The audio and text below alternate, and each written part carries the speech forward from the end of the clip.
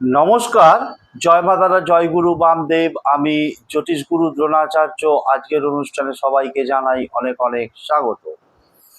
পৃথিবীর যে প্রান্ত থেকেই এই অনুষ্ঠান দেখো না কেন, আশা করি মা তারা, বাবা গুরু বামদেবের আশীর্বাদে প্রত্যেকে ভালো আছো, সুখে আছো, শান্তিতে আছো। ইয়েস দর্শক বন্ধু, তার কারণ হচ্ছে ভালো থাকার, সুখে থাকার, আনন্দে থাকার আরেক নাম জ্যোতিষগুরু দ্রোণাচার্যের অনুষ্ঠান। দর্শক বন্ধু, আমি আমার প্রত্যেকটা ভিডিওতে বলে থাকি বেদ, বেদান্ত, গীতা, পুরাণ, উপনিষদ, চণ্ডী, গীতা, লাল কিতাবের মতো বিভিন্ন বড় বড় ধর্মগ্রন্থ থেকে রিসার্চ করা, গবেষণা করা, তন্ত্র মন্ত্র, টোটকা, প্রয়োগ পদ্ধতি, কৌশল আমি তোমাদের হাতে তুলে দিই। আর কি বলি, তোমাদের বেঁচে থাকার রসদ আমি তুলে দিই।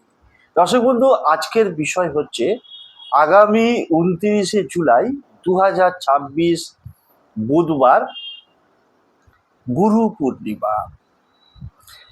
বছরের 365 দিনই আমরা যে যেরকম ভাবে পারি গুরুদেবের নাম জপ, মন্ত্র, তার আরাধনা, তার সেবা করে থাকি। কিন্তু গুরু পূর্ণিমা এমনই একটি দিন, যে দিনটা আমাদের কাছে একটি অন্য তাৎপর্য বহন করে। তার কারণ হচ্ছে দর্শক বন্ধু, গুরু পূর্ণিমা। গুরু শব্দের অর্থ হচ্ছে যিনি অন্ধকার থেকে আলোর পথ দেখান, তিনি হচ্ছেন গুরু। আমাদের যাদের দীক্ষা হয়ে গেছে তাদের তো গুরু আছেই, কিন্তু যারা দীক্ষিত নয় তারা কি করবে? তারা অবশ্যই ওই দিন বয়োজ্যেষ্ঠ যে কোনো মানুষকে গুরুর সমান মনে করে তাকে শ্রদ্ধা জানাবে, তার সেবা করবে। আর এই গুরু পূর্ণিমাকেই বলা হচ্ছে ব্যাসদেব পূর্ণিমা বা বেদব্যাস পূর্ণিমা। তার কারণ হচ্ছে দর্শক বন্ধু, এই যে 29শে জুলাই গুরু পূর্ণিমা, এই গুরু পূর্ণিমার দিনটা আমাদের কাছে দ্বাদশ পূর্ণিমার মধ্যে একটি শ্রেষ্ঠ পূর্ণিমা তিথি। তার কারণ হচ্ছে এই গুরু পূর্ণিমা তিথি সৌভাগ্য লাভের দিন, সৌভাগ্য লাভের পথ প্রশস্ত করে, জীবনের যে কোনো সংকট থেকে বেরোতে সাহায্য করে। অর্থনৈতিক যে সংকট, ঋণ যে সংকট, সেই ঋণটাকে কাটিয়ে উঠে আর্থিকভাবে আমরা লাভবান হতে পারি। তার কারণ হচ্ছে, বললামই যে গুরু পূর্ণিমার দিন ভগবানের যে ষষ্ঠ অবতার, যেমন হচ্ছে পুরুষা অবতার, গুণাবতার, লীলাবতার, মন্বন্তরাবতার, যুগাবতার এবং তার সঙ্গে হচ্ছে শক্তাবেশ অবতার। যেমন রামচন্দ্র হচ্ছেন মর্যাদা পুরুষোত্তম অবতার, এবং তার সাথে সাথে এই যে লীলাবতার বললাম, যেটা শ্রীকৃষ্ণকে বোঝায়, এবং শক্তাবেশ অবতারটা হচ্ছে নির্দেশ করে বেদব্যাসকে। বেদব্যাস হচ্ছেন এমন একজন গুরু যিনি সমস্ত দেবতাদের জ্ঞান শক্তিতে আদিষ্ট হয়ে শাস্ত্রগ্রন্থ লিপিবদ্ধ করেছিলেন। সেই জন্যই তাকে আমরা আদিগুরু বলে থাকি। এবং আমাদের যারা গুরুগণ আছেন বা আচার্যগণ আছেন, শাস্ত্র বলছে যে সেই সমস্ত গুরু এবং আচার্যরা যদি ব্যাসদেবের কোনো গ্রন্থ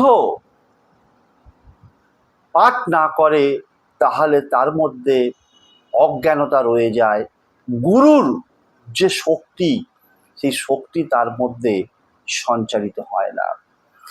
তাই দর্শক বন্ধু, এই যে বললাম গুরু পূর্ণিমা, এই গুরু পূর্ণিমার দিন এমন একটি স্পেশাল রেমেডি করব, যে স্পেশাল রেমেডি করার ফলে অর্থনৈতিক দিকটাকে আমরা সুদৃঢ় করতে পারবো। আমাদের জীবনে যদি কোনো ঋণ থেকে থাকে, সেই ঋণটাকে আমরা অতি সহজে পরিশোধ করতে পারবো। তো চলো জেনে নেওয়া যাক পুরোপুরি বিশ্লেষণ। জ্যোতিষগুরু দ্রোণাচার্যজির অনুষ্ঠান নিয়মিত দেখার জন্য এবং অনলাইনে গুরুজির ভক্ত ও শিষ্য হওয়ার জন্য এক্ষুনি জ্যোতিষী দ্রোণাচার্য চ্যানেলটি সাবস্ক্রাইব করুন। দর্শক বন্ধু, আমি আমার প্রত্যেকটা ভিডিওর মাধ্যম দিয়ে তোমাদের যে দৈনন্দিন জীবনের সমস্যা, সেটা থেকে বেরিয়ে আসার রাস্তা আমি দেখিয়ে থাকি, প্রথমদর্শকের কাজ করে থাকি এবং অবশ্যই মার্গদর্শন করিয়ে থাকি। ভিডিও শুরুতেই যে কথা বলেছি দর্শক, গুরু পূর্ণিমা। গুরু মানে হচ্ছেন, যেমন আমরা ব্যাসদেবকে আদিগুরু বলে থাকি, তেমনি দর্শক বন্ধু আমাদের যে 9টা গ্রহ আছে, রবি, চন্দ্র, মঙ্গল, বুধ, বৃহস্পতি, শুক্র, শনি, রাহু এবং কেতু, এই নবগ্রহের মধ্যে বৃহস্পতিকে আমরা বলি দেবগুরু বৃহস্পতি, দেবতাদের গুরু। সুতরাং সেই দেবগুরু বৃহস্পতিকে যদি আমরা সন্তুষ্ট করতে পারি, তার আশীর্বাদ লাভ করতে পারি, তাহলে আমরা অতি সহজেই আমরা আমাদের আর্থিক দিকটাকে অনেক বেশি শক্তিশালী করতে পারবো। দেবগুরু বৃহস্পতি মানে হচ্ছে অর্থ, দেবগুরু বৃহস্পতি মানে হচ্ছে প্রজ্ঞা, দেবগুরু বৃহস্পতি মানে হচ্ছে জ্ঞান, দেবগুরু বৃহস্পতি মানে হচ্ছে সৎ কর্ম, সৎ চিন্তা, সৎ ভাবনা। সুতরাং আমরা যদি দেবগুরু বৃহস্পতিকে এমন একটা উপায় আছে, সেই দিন সেই ক্রিয়াটা প্রয়োগ করবার ফলে আমরা অবশ্যই দেবগুরুর বৃহস্পতির আশীর্বাদে আমরা জীবনে এত অর্থ আয় করব, এত অর্থ আয় করব, যেটা অভাবনীয়, অকল্পনীয়। না, এটা বাস্তব, কোনো রূপকথার গল্প নয়, কোনো অলৌকিক কাহিনী নয়। কিন্তু অলৌকিক ঘটনা ঘটাতে পারে একমাত্র দেবগুরু বৃহস্পতি, সে ক্ষমতা তার মধ্যে আছে। ওই যে বললাম, সৎ কর্ম, সৎ চিন্তা, সৎ ভাবনা। সুতরাং ওই দেবগুরু বৃহস্পতির আশীর্বাদ লাভ করার জন্য আমরা যে ক্রিয়াটা দেবো, আমি যে উপায়টা দেবো, সেটা তো তোমরা অবশ্যই করবে। কিন্তু তার সাথে সাথে বলবো যে ওই পূর্ণিমা থেকে দেবগুরু বৃহস্পতির কৃপা লাভের জন্য গুরু পূর্ণিমার দিন থেকে 41 দিনের মধ্যে যে কোনো 5 জন গরিব মানুষ অথবা 5 জন ব্রাহ্মণকে অবশ্যই তোমরা তোমাদের সামর্থ্য অনুযায়ী কোনো খাবার ভোজন করাবে এবং সাধ্যমতো তাদেরকে দক্ষিণা বা গরিব মানুষ হলে আর্থিক সাহায্য অবশ্যই করবে। এবং গুরু পূর্ণিমার দিন কোনো সাদা জিনিস, সেটা যে কোনো জিনিস হতে পারে, মিষ্টি হতে পারে, যে কোনো খাবার হতে পারে, সাদা জিনিস অবশ্যই গো মাতাকে খাওয়াতে ভুলবে না। যে কোনো সময়ই গো মাতাকে তুমি খাওয়াতে পারবে ওই দিন। এইবার আসছি মূল যে পদ্ধতিটা আমি তোমাদের হাতে সুপার পাওয়ারফুল রেমেডিটা তুলে দেবো, সেইটার প্রসঙ্গে আসছি। যে 29শে জুলাই 2026 বুধবার গুরু পূর্ণিমার দিন তোমরা যে কোনো সময় এই ক্রিয়াটা করতে পারবে, কিন্তু অতি সকাল সকাল স্নান করে শুদ্ধ বস্ত্রে ক্রিয়াটা করতে পারলে ভীষণ ভালো হয়। তার জন্য শুধুমাত্র প্রয়োজন হচ্ছে একটা, তার আগে থেকে হলুদ রঙের সুতো এক দামে কিনে নিয়ে চলে আসবে। অর্থাৎ হলুদ রঙের যে সুতো বা হলুদ রঙের দাগা পাওয়া যায়, আমি এখানে দেখিয়েই দিচ্ছি। এই যে দর্শক বন্ধু, ঠিক 1 হাত আন্দাজ এইরকম একটা হলুদ রঙের সুতো তোমরা এক দামে, এতটা তার পাওয়া যায় না, বেশি পাওয়া যায়, তোমরা কি করবে, কাঁচি দিয়ে 1 হাত আন্দাজ বা ব্লেড দিয়ে কেটে নেবে।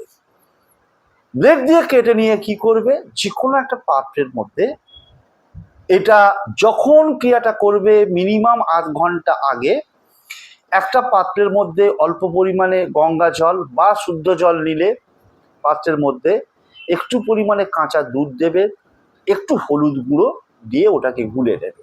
গুলে নিয়ে কি করবে, এই হলুদ সুতোটাকে ওই পাত্রের মধ্যে ডুবিয়ে ভালো করে রেখে দাও মিনিমাম আধ ঘন্টা। যখনই ক্রিয়াটা করবে তার আধ ঘন্টা আগে বা তার থেকে বেশি। কেউ যদি মনে করো যে গুরুজি এটা কি আমরা মঙ্গলবার রাত্রেবেলায় করে রেখে দিতে পারি, হ্যাঁ করে রেখে দিতে পারো, অসুবিধে কিছু নেই। বৃহস্পতিবার এটাকে ওই পাত্রের মধ্যে হলুদ সুতোটাকে ডুবিয়ে রেখে দিতে পারি, ভোরবেলা রেখে দিতে পারি, অবশ্যই পারো। মিনিমাম আধ ঘন্টা, ম্যাক্সিমাম নো লিমিটেশন। আশা করি বোঝাতে পারলাম। স্নান করবে শুদ্ধভাবে, শুদ্ধ বস্ত্রে। তোমরা কি করবে, ওই পাত্রটায় যেটা এই হলুদ সুতোটাকে ডুবিয়ে রেখেছো ওই পাত্রটাকে সংগ্রহ করবে, আসন বিছাবে। গুরুদেবের ছবি অবশ্যই একটা থাকবে যারা গুরুমন্ত্রে দীক্ষিত, তার সঙ্গে সঙ্গে ভগবান লক্ষ্মী এবং বিষ্ণু দুজনের যুগলবন্দি ছবি যদি পাও ভীষণই ভালো হয়। তা নাহলে লক্ষ্মী বা নারায়ণের ছবি হোক, মূর্তি হোক, তার সামনে আসন বিছিয়ে বসে পূর্ব দিকে মুখ করবে, কেবলমাত্র পূর্ব দিকে। পূর্ব দিকে মুখ করে বসে তুমি কি করবে, তার সঙ্গে সঙ্গে দুটো হলুদ রঙের পুষ্প নেবে। যদি পারো শ্বেত চন্দন পিড়িতে বেড়ে নেবে, বা শ্বেত চন্দনের যে গুঁড়ো পাওয়া যায় একটা পাত্রের মধ্যে জল দিয়ে গুলে নেবে। গুলে নিয়ে হলুদ রঙের পুষ্পটাকে তোমার যে গুরুমন্ত্র যদি দীক্ষিত হয়ে থাকো সেই গুরুমন্ত্র তুমি তোমার নির্দিষ্ট সংখ্যায় জপ করে নিচ্ছ। জপ করে নেবার পর না হলে তোমার যে ইষ্ট দেবদেবী আছেন, কুলদেব দেবী আছেন, আরাধ্য দেবদেবী আছেন, যদি না জানো বাড়ির বয়োজ্যেষ্ঠদের জিজ্ঞাসা করে নেবে। তার নামটাকে বেশ কয়েকবার স্মরণ করো। স্মরণ করে একটা হলুদ পুষ্প যাদের গুরুদেব আছে তারা গুরুদেবের চরণে দিয়ে দেবে। আর একটা হলুদ পুষ্প লক্ষ্মী নারায়ণের পায়ের সামনে রেখে দেবে। দেওয়ার পর ওই পাত্র থেকে কি করবে, এই হলুদ সুতোটাকে তুলে নেবে। হলুদ সুতোটাকে তুলে নিয়ে তোমরা দরকার হয় একটুখানি যদি জল থাকে এরকম করে একটু নিগড়ে নেবে। নিগড়ে নিয়ে তোমরা হলুদ সুতোটাকে, পুরুষ না উভয় ক্ষেত্রে বলছি, ডান হাতের তালুতে একবারে ভালো করে ডান হাতের তালুর মধ্যে রাখবে। তালুর মধ্যে রেখে স্ক্রিনে একটা মন্ত্র দেখাবে, যে মন্ত্রটাকে 28 বার জপ করবে। 28 বার যখন জপ করবে, যিনি তোমার গুরু, যিনি তোমার আরাধ্য দেব, আরাধ্য দেবী, কুলদেব, কুলদেবী, ইষ্টদেব, ইষ্টদেবী আছেন, সঙ্গে অবশ্যই ভগবান বিষ্ণু এবং মা লক্ষ্মীর যে ছবি মূর্তি আছে তাদেরকে স্মরণ করে নিজের মনস্কামনা জানাতে ভুলবে না। মনস্কামনা জানিয়ে যদি গুরুদেব থেকে থাকেন তাহলে তার ছবি অথবা মূর্তির সামনে হলুদ সুতোটাকে তার চরণে ঠেকাবে। মা লক্ষ্মী এবং ভগবান বিষ্ণুর পায়ে ঠেকিয়ে, নিচের কপালে ঠেকিয়ে মনস্কামনা জানিয়ে, পুরুষ হলে ডান হাতে এবং মহিলা হলে বাম হাতে এইটাকে এইরকম ভাবে ধারণ করে নেবে। দেখবে চমৎকার রেজাল্ট পাবে, অভূতপূর্ব রেজাল্ট পাবে। এবং তার সাথে সাথে বলবো যে ওই দিন গুরু মানি হচ্ছে যাদের গুরু নেই তাদের জন্য হচ্ছে। শাস্ত্রে একটা কথা আছে যে মাতা জগৎ জননী, পিতা পরম গুরু, তাদের নাম নিয়ে দিনের করো শুরু। সুতরাং পিতা মাতার থেকে বড় গুরু, পরম গুরু, মহাগুরু আর কেউ হয় না। তাদেরকে প্রণাম করে তাদের আশীর্বাদ নিয়েও তুমি এই হলুদ রঙের সুতোটা বা দাগাটাকে হাতে ধারণ করবে। এবং অবশ্যই ওই দিন যতটা পারবে না, অবশ্যই তোমাকে পারতে হবে।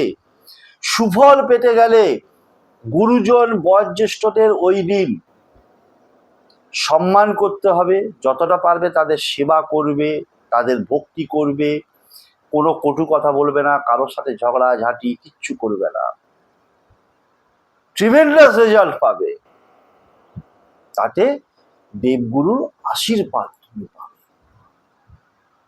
তার সাথে সাথে বলবো, যারা প্রথম এবং নতুন ভিডিও দেখবে চ্যানেলটা প্রথম দেখছো সাবস্ক্রাইব করবে, পাশে থাকা বেল আইকনটা অল বলে প্রেস করবে, যাতে আগামী দিনে আপলোড করলে অনায়াসে তোমরা ভিডিও দেখতে পাও, এবং বেশি বেশি করে শেয়ার করতে ভুলবে না। মন্ত্রটা স্ক্রিনে দেখাচ্ছে, দেখো মন্ত্রটা হচ্ছে নমো নারায়ণায় নমো, নমো নারায়ণায় নমো, নমো নারায়ণায় নমো। এবং পারলে অবশ্যই একটা প্রদীপ আর ধূপ জ্বালাতে ভুলবে না। এই মন্ত্রটাকেই 28 বার জপ করবে। আশা করি বলতে পারলাম। শেষ করছে এই অনুষ্ঠান। দেখাবে পরবর্তী কোনো বিষয়ে নতুন কোনো টপিক নিয়ে। ততক্ষণের জন্য মা তারা বাবা গুরুগণদের কাছে একটি করে যদি প্রার্থনা, আমার প্রতিটি ভক্ত, শিষ্য, ফ্যান, ফলোয়ার, সাবস্ক্রাইবার পৃথিবীর যে প্রান্ত থেকে এই অনুষ্ঠান দেখুক না কেন, তারা প্রত্যেকে ভালো থাকুক, সুখে থাকুক, শান্তিতে থাকুক, তাদের মুখে হাসিটা বজায় থাক, সর্বোপরি তারা জয়ী হোক, জয়ী পাওয়ারই একমাত্র আমাদের। শেষ করছি আজকের অনুষ্ঠান। জয় তারা, জয় জয় তারা, জয় বাম, জয়।